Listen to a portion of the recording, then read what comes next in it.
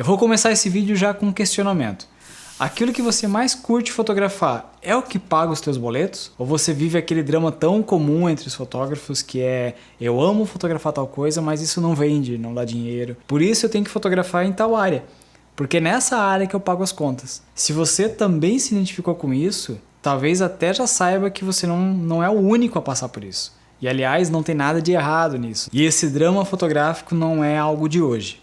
O fotógrafo que eu vou apresentar hoje também passou por isso. Ele fotografava algo para pagar as contas e outras coisas porque ele realmente se identificava. E a persistência dele talvez possa te inspirar. A gente vai falar de Eugène Atget e o olhar dele sobre uma Paris mais suburbana.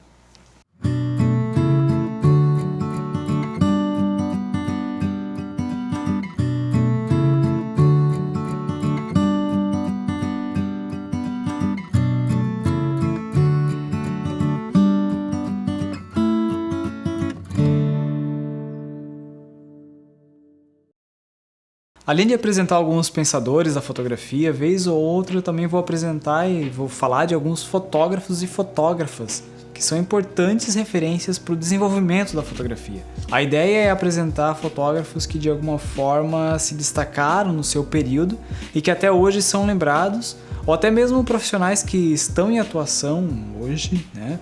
E tem muito a contribuir com o universo da fotografia. Principalmente fotógrafos que criam novas visibilidades. Se você não sabe do que eu estou falando, dá uma olhadinha nos vídeos anteriores ali para entender um pouco mais. Para começar, eu trago Eugène Atget, um fotógrafo francês, nascido em 12 de fevereiro de 1857 e que faleceu aos 70 anos em 1927. Por mais de 35 anos, Atget fotografou as ruas de Paris e os seus arredores, algo que hoje em dia é até considerado comum. Certamente, quando eu falei que ele fotografou as ruas de Paris por mais de 35 anos, para você essa informação foi ok, né? Porém, é bacana pensar que naquela época, sair às ruas para fotografar o cotidiano, banal, as vitrines, os trabalhadores urbanos, não era nada ok. A fotografia era coisa de elite, alta classe, era coisa de estúdio.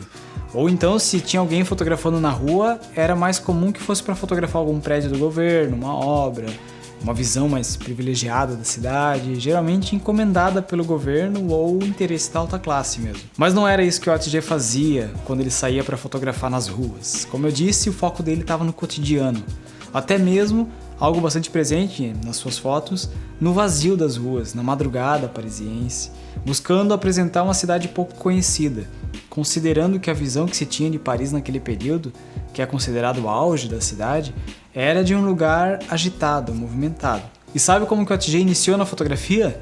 Ele saía pelos estúdios de arte, os ateliês dos artistas, oferecendo documentos para artistas. Ele fixava panfletos nas portas dos ateliês, oferecendo esses documentos, que nada mais eram do que fotografias de, nas palavras do próprio Atget, paisagens, animais, flores, monumentos, documentos, primeiros planos para pintores, reproduções e pinturas. Isso era muito comum no final do século XIX. A fotografia ainda não era reconhecida como arte, mas era utilizada como uma ferramenta da arte.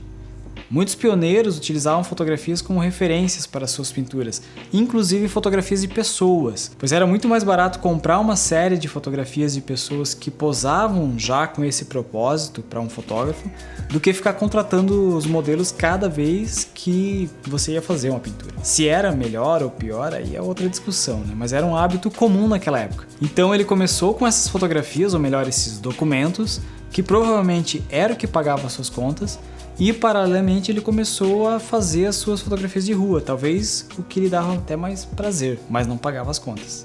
Dilema interessante esse, né? Parece que até a gente já conhece, já viu isso de algum lugar, né? E a câmera que a Atget usava, será que era compacta? Só para fazer uma linha do tempo rápida aqui. A Atget começou a fotografar ali por volta de 1890. Em 1888 já tinha sido lançada a Kodak 1, uma das primeiras câmeras compactas, porém o foco da Kodak 1 era um público mais amador, ela não tinha muitos recursos para controle da fotografia. A primeira câmera compacta com mais recursos foi lançada lá em 1924, que foi a Leica 1. Então o Atget ia para as ruas com aquelas câmeras volumosas mesmo, que recebiam as placas de vidro, onde a imagem era fixada no tamanho ali 18 por 24. Guerreiro, né? Então, Assim é a vida do ATG, fotografando paisagens naturais, flores, animais, para vender para artistas usarem como referências e fazendo as suas fotos urbanas de lugares não muito privilegiados e de pessoas que não faziam parte ali da alta classe, porque ele curtia fazer esse tipo de foto. Até que por volta de 1900, o movimento de modernização de Paris trouxe a oportunidade dele unir o que mais gostava de fotografar aos interesses comerciais, de vender fotos para pintores.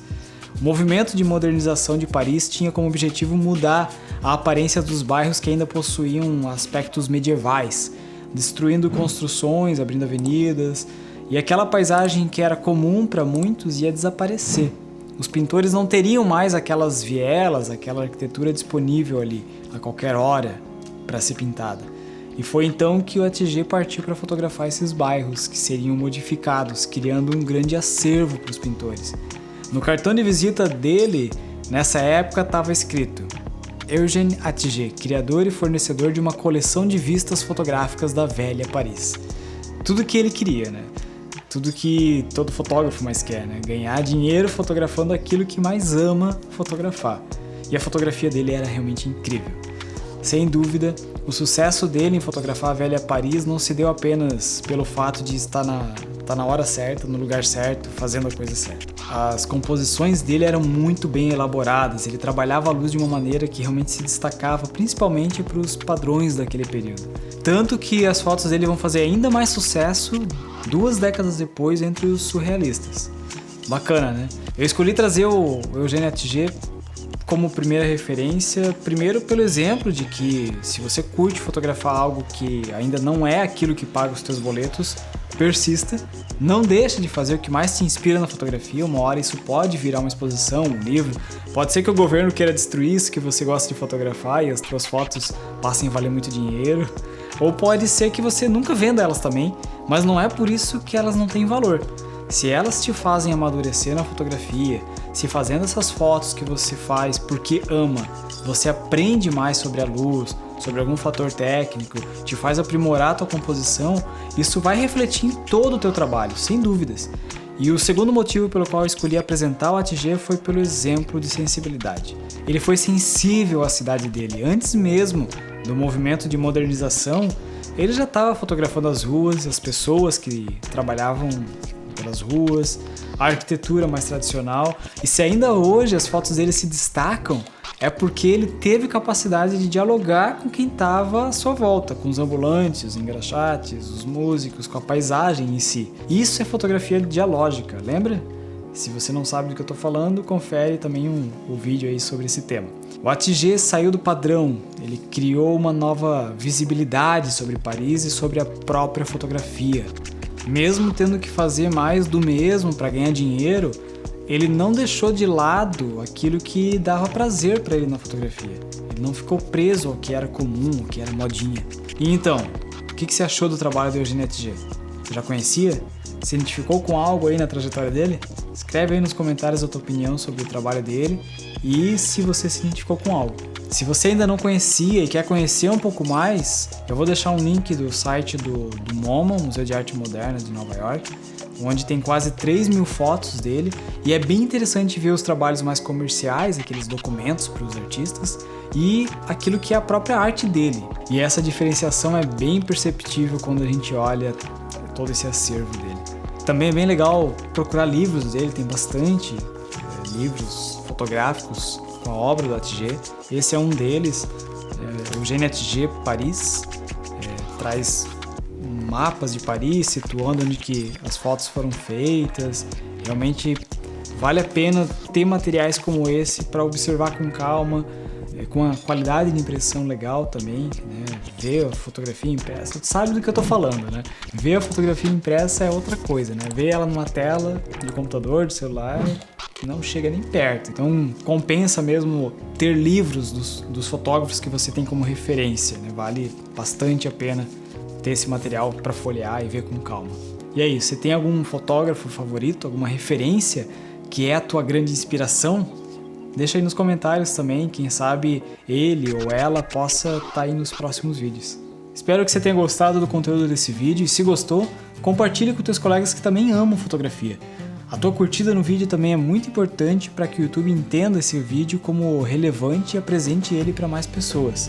Não esquece também de ativar as notificações para não perder nenhum conteúdo.